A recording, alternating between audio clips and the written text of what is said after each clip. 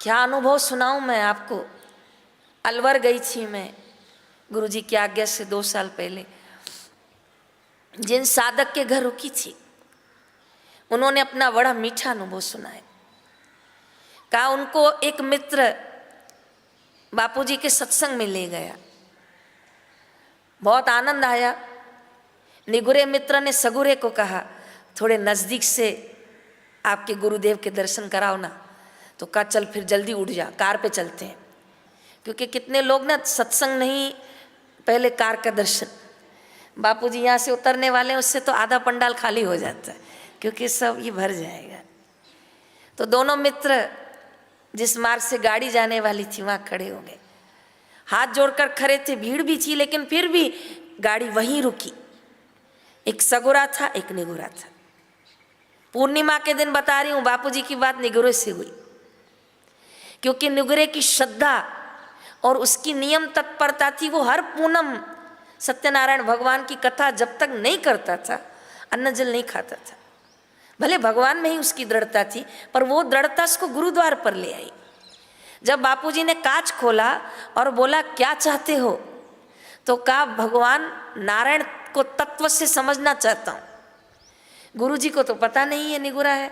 बापूजी ने कहा योग वशिष्ठ पढ़, तेरा काम हो जाएगा। कांच बंद, गुरुजी की गाड़ी आ गई। वो अपने सगुरे मित्र से पूछ रहा है ये योग वशिष्ठ क्या होता है। तो कहा भाई ये कोई ग्रंथ है, कल चलेंगे कोई साहित्य भंडार पर ढूंढेंगे।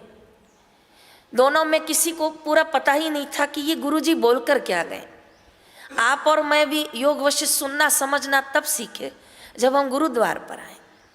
आज भी किसी को बोलो सत्यनारायण की कथा तो कहेगा हाँ, लेकिन योग वशिष्ठ बोलोगे तो अटक जाएगा।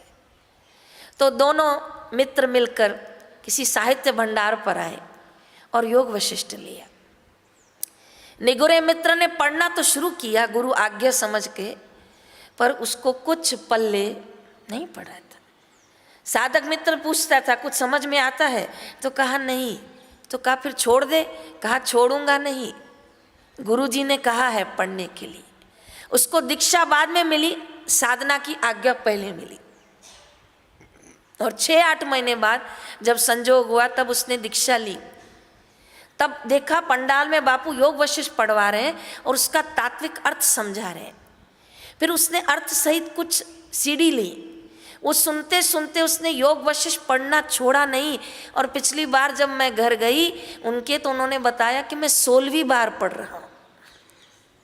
बोलिए तो, बोलो ना, 16वीं बार। मैंने कहा कब पूरा करेंगे? कहा जिस दिन पूरा होता है उस दिन फिर शुरू करता हूँ, क्योंकि मैं भाग्यशाली हूँ। बापू ने मुझे अपने श्रीमुख से नियम दिया है, और जब गुरुजी श्रीमुख से नियम दें तो मैं इसको तोड़ूंगा नहीं। जब तक जीऊंगा इस नियम को पालूंगा। तो हम सबको भी दीक्षा देते समय बापूजी ने नियम दिया था। कहाँ ज़्यादा दिया? 11 माला, 15 माला, बस। कुछ न करिए, हर जन्मदिन पर 1 माला बढ़ा दीजिए।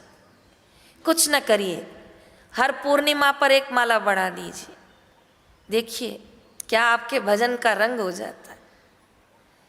लेकिन कई बार बापू साधकों से परीक्षा लेते हुए पूछते हैं नियम हो गया? कहा नहीं। अरे शाम के 5 बजे हैं, तेरा नियम नहीं हुआ? कहा नहीं बापूजी, सुबह से समय ही नहीं मिला। समय नहीं मिला तो क्या किया? तब उसके पास कोई उत्तर नहीं होता। भक्त प्रहलाद नियम में दृढ़ थे, माँ कयादु नियम में दृढ़ थी, भ्राता लक्ष्मण नियम में दृढ़ थे, शबरी नियम में दृढ़ थी। जिसके जीवन में नियम में दृढ़ता आएगी, बाकी की दृढ़ता उसके जीवन में स्वतः आएगी।